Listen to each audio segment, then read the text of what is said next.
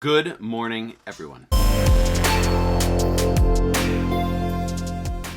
I hope that you had a nice weekend. We didn't really get a lot of nice weather. Saturday was pretty good, but this rain, Hurricane Zeta, is it Zeta or Zeta? I don't know how it's pronounced. Anyway, short week this week, but something exciting is happening in the neighborhood. Check it out, everyone. They came back, they sprayed, marking out where the gas lines are and where the water lines are. See, they put these flags and they label where the gas line is, and also the blue, that's where the water is. The employee from the town water department and the gas company came and spray painted where the pipes are under the road. If you were in my class in the spring, we followed this whole process because they replaced the gas main down the road. They're doing this all over the state. And they come with this tool that reads where the pipes are under the ground. We mark the water lines. They're gonna have a job replacing the gas main. So anybody who's big have to call 811, which is mark out services, and they come for free. They do it for anybody. You call 811, they print out a mark out request, and then basically what we do, we come and locate your utility, in this case the water. The water is going to be blue, the gas is going to be yellow. This is a locator. We come with this thing, and that's how we find it. Once we find it, then we mark it. And we have different type of equipment to mark it. Also we have measurements, we have records, and that's how we know basically how from the main to core, how deep, and the kind of type of things. And this is really important to know because when they dig up the road, they don't want to hit any of the utility lines.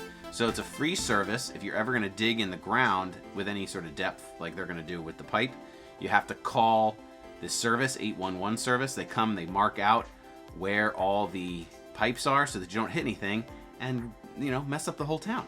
But I will follow it and I will keep you updated with the process because it's awesome work. Also very important, did you set your clocks back? This is the autumn. Always remember checking the clocks by falling backwards and springing forwards. We gained an extra hour of sleep this week. Awesome. So whenever you change your clocks, whether you change them back or forward, your phone will do it automatically, but you always have an oven clock or a car clock, something needs to be changed. But a nice thing to do when you change your clocks is to check your smoke detectors and your carbon monoxide detectors batteries. Last year, I did a Friday fun tip. I know it's Monday or Wednesday, but here's gonna be the Friday fun tip from last year about smoke detectors and carbon monoxide detectors. So today's Friday fun tip is about smoke detectors and carbon monoxide detectors. So today's tip, everybody, is to check your smoke and fire alarms. When you look at your smoke detector, it should blink. Oh, see it? It just did it. It should blink a light. Well, if yours has a light, I'm sure that it does. That tells you that it's working. In mine, it has a button that says test. Most of them, I believe, should have a button that says test. And you're supposed to test them periodically to make sure they work. Loud, it works. Okay, that means my battery is good. The other button means hush, so if it ever goes off, I can hit that to silence the alarm instead of waving a towel in front of it to try to get the smoke away from it. You want to make sure that your batteries are changed in this. I'm telling you this because a lot of times people have smoke detectors that chirp. They'll go doot every 45 seconds or so, letting you know the battery is dying. And you have to replace the battery, or in some cases, the whole unit because the battery is sealed inside. So let's take a closer look at this one. So mine's just a battery operated smoke detector. It's not wired to anything. So I can actually just take this right off. It's only mounted by that little plate, okay? And let's look at the back. So here I have the date. So I know I put this in May of 2019, and they're 10-year units. So all this information on the back is very important. It tells you about the beeping, it tells you about the hush, it tells you about operating temperature, how to check if it's in good shape.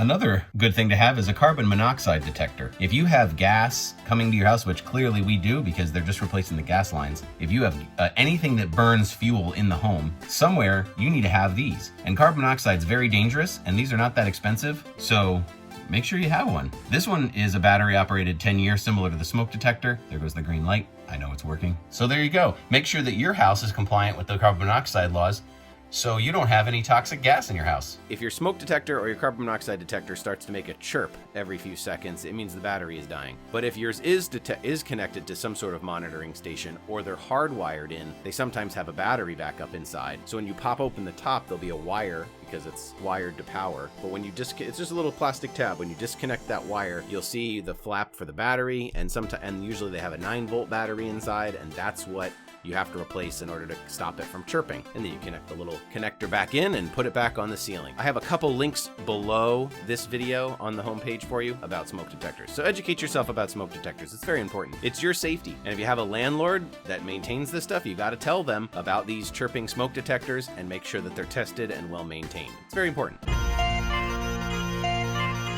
So anyway, we only are going to see each other one time this week, short week. Class is only going to happen once.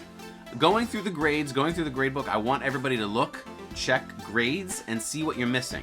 Please, though, make sure that if I have comments, or if you have 2s, 1s, or 0s on any old assignments, spend the time today making up those assignments, asking questions.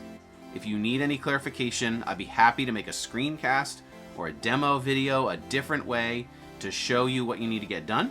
So that will wrap it up for today. I hope everybody is doing well. I hope your family's still doing well. And remember, Morristown cares about you. I care about you. Be excellent to each other. Enjoy the week.